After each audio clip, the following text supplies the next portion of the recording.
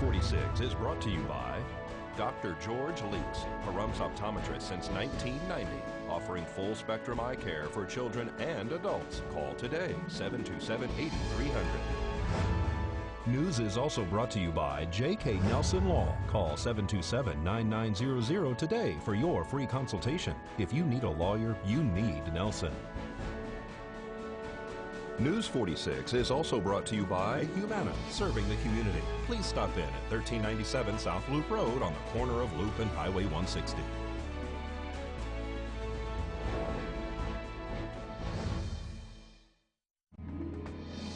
You're watching KPVM News 46 with Deanna O'Donnell.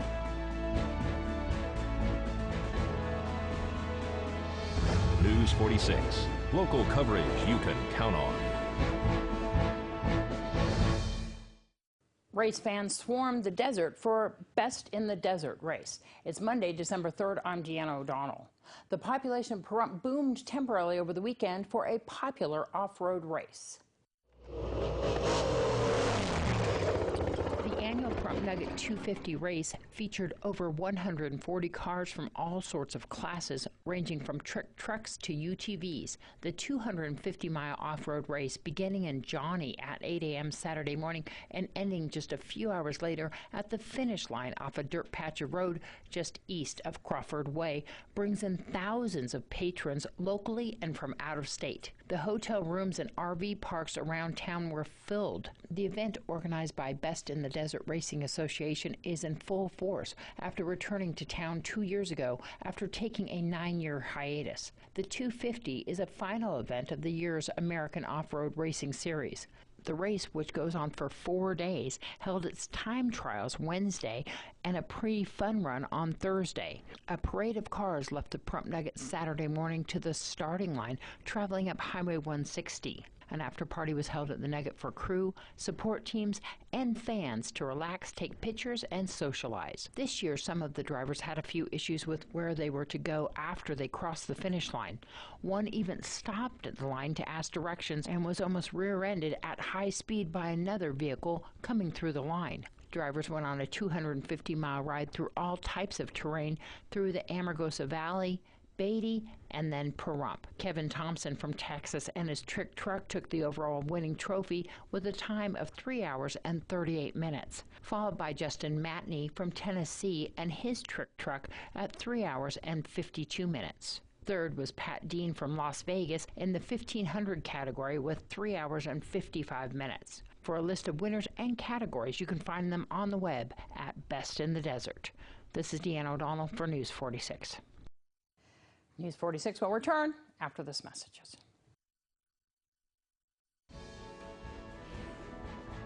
This segment of the news is brought to you by Journey to Recovery.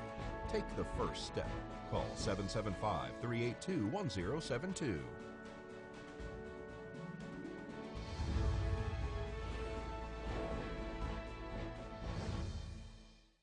Welcome back. Well, 19 people have applied to become your next assemblyman. The decision is set to happen this week between the 3 counties involved. Nye County, however, holds 60% of the vote. There will be 3 meetings this week in the Board of County Commissioners' chambers in the Calvada I. Tomorrow is a regular meeting with various agenda items, including an update on the Rural Mobile Health Clinic, a license for February's Balloon Fest, a project discussion regarding the Communities Development Block Grant, and public comment, which promises to include talk about the appointment of the new assemblyman for District 36. Lincoln, Nye, and Clark County in the district are making their decision on which of the 19 Republican candidates they will choose to fill the seat currently held by James Oscarson, which will be vacant come January. The elected Dennis Hoff, who was a Republican, won over Democrat Lisa Romanoff in the general election. Hoff passed away on October 16th. The election went on without him, with the awareness that if you voted for Hoff, then a Republican would be appointed to the seat. Former Assemblyman Ed Goodhart has filed a lawsuit attempting to stop the appointment, saying that he would like the new board members that will be seated in January to make the appointment, not the current Board of County Commissioners. Lincoln and Clark are moving forward, with Lincoln choosing this morning and Clark tomorrow morning. Wednesday, Nye County will choose their candidate, and the 3 county boards will come together this Friday. All meetings begin at 10 a.m. at 2100 East Walt Williams Drive. The candidates are invited to speak about themselves at the Wednesday meeting. The applicants are as follows: Adam Wesley Huckabee, Bailey Kessel, Brent Levitt, Bridget Dubin, Charles Navarro, Denise Mraz, Gregory Hafen, Jared Fisher, Jonathan Hernandez, Dr. Joseph Bradley, who is the only candidate from the actual Assembly District 36 race, Nye County Republican Central Committee Chairman Joseph Brzezinski, Nathan Taylor, Patrick Neri, Sandra Faye Tolley, Thomas Duria, Tina Bon Cuglin, Walter Grzinski, Wayne Villanis, and William Gray Sr. For more information on the meeting, you can go to nyecounty.net, Board of County Commissioners, to the current agenda, and click on the link for possible discussion. And here's Angela Miles with today's Business First Brief.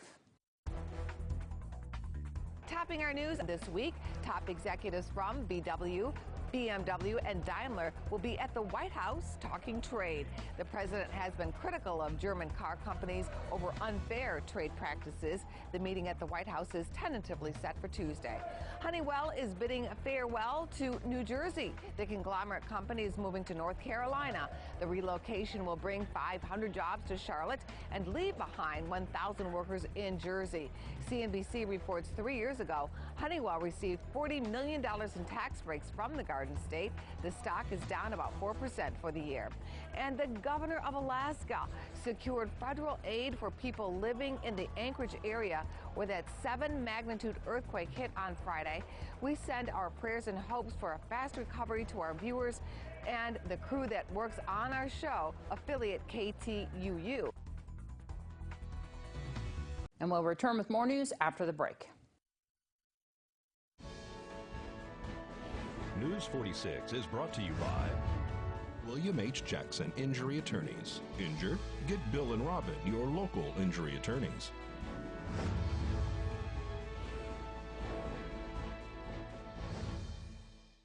Well, News 46 stopped by the county animal shelter, Desert Haven, to talk to board members Ellen Arts and Jane Carboni after the county has decided to closely oversee daily operations. County officials are seeking to possibly end their agreement with Desert Haven to manage the facility. There are reportedly been numerous complaints, including a negative report by Maddie's Pet Project, who was hired to help get the shelter up to standards.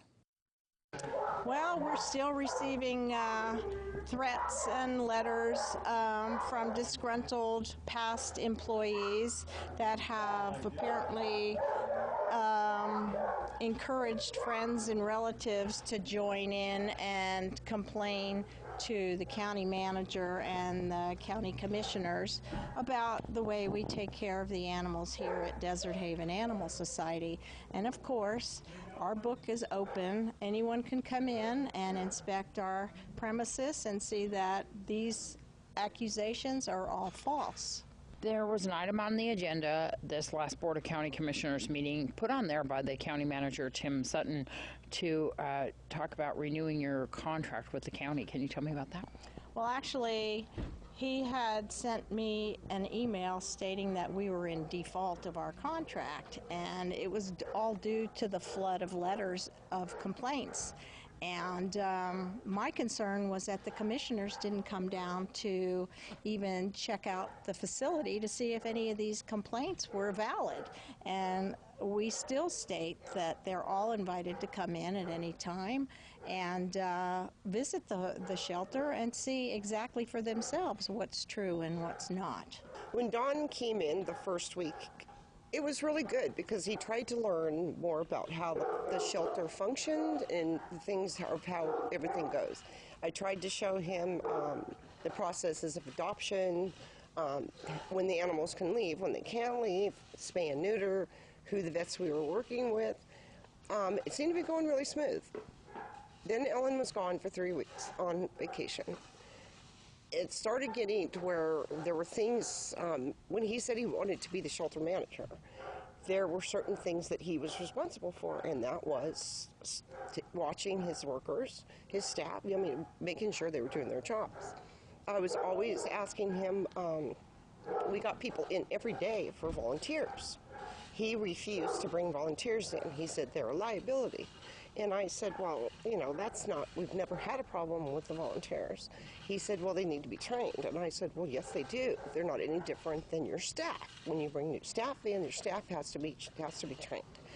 He never trained his staff. His staff were trained by the previous staff. There was just a number of things that went wrong that we had a problem with. He didn't seem like he really wanted to work with the board. He promised to make sure to take care of the impound account, which consists of all of our protected custody animals. He promised to do all the financials, to make sure that the county received the financials on a monthly basis. Since he was here, he didn't. He used the excuse that he did not have everything he needed to do that. After he left, Ellen and I thought, well, what's the problem? Everything should be here, it should be in the system, everything that the county required. We went into the office. Most of the stuff that he needed was inside. So he did a report that said that the board was difficult to work with, that he asked for a contract to be signed, and there was $100,000 on the table that was turned down, that you didn't want to conform with the Maddie's project and how they wanted to manage them. Actually, that's not completely fact. Dawn did not want to work with the board. Everything that was done by Maddie's pet project was supposed to have approval of the board and placed before the board for a vote. It never was. Mind you, he was brought in as a consultant. He was sent here as a consultant and only a consultant to work with both Jane and myself, which he refused to do. He was supposed to be here for only 3 months. The word out on the street is that I fired him, which I did not, because once again, that's a board decision. And as president of the board, I am not even allowed to vote. So my vote was a nil vote because I wasn't allowed to vote. The board itself voted to terminate him.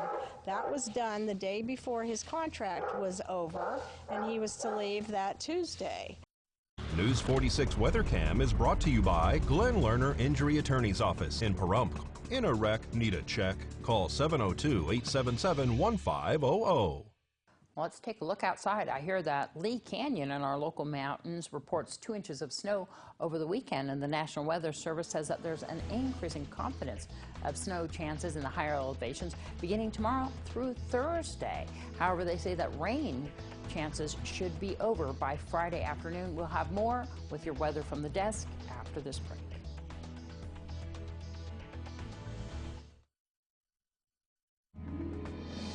You're watching KPVM News 46. News 46, local coverage you can count on.